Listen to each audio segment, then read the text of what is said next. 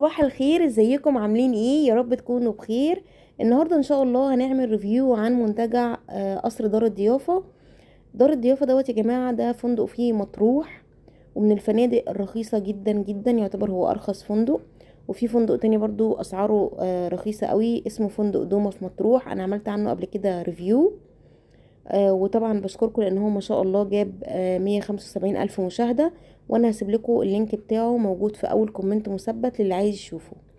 نرجع بقى لموضوعنا. منتجع قصر دار الضيافة ده بيكون فيه بول واكوا بارك خاصة بالكبار والصغار. الشالات بتاعته بتكون كلها مجهزة، فيها التي في والانتريه.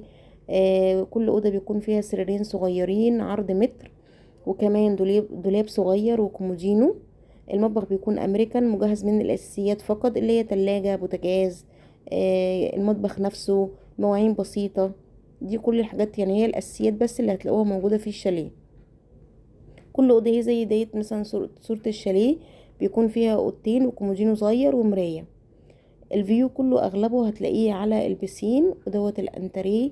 الشقق بتكون كلها هنا بصوا الفيو اهو على البول مباشرة. اغلب الشقق هناك في منتجع دار الضيافة كلها على البول. الاكوا بارك اللي هناك نوعين: اكوا بارك كبيرة للكبار واكوا بارك للصغيرين. والبول في حتة عميقة للكبار، مش عميقة قوي يعني من اول 150 يقدروا ينزلوا فيها. وفي حتة مش عميقة للاطفال، يعني هم عاملينه للاتنين، اطفال والكبار. حتى هتلاحظوا ان هي باينة في الصور، لان أنا كنت بحاول ان انا اصور لكم البول بتاعه باكتر من جهة.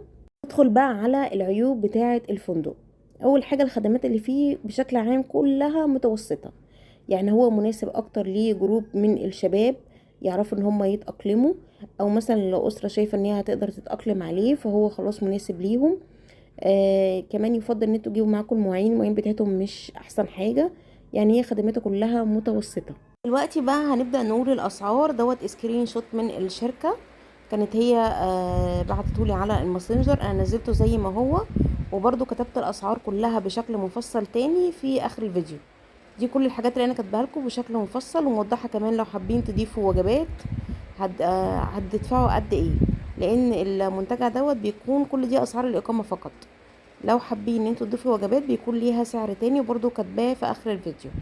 يا رب الفيديو يكون عجبكم، متنسوش تعملوا لايك وسبسكرايب.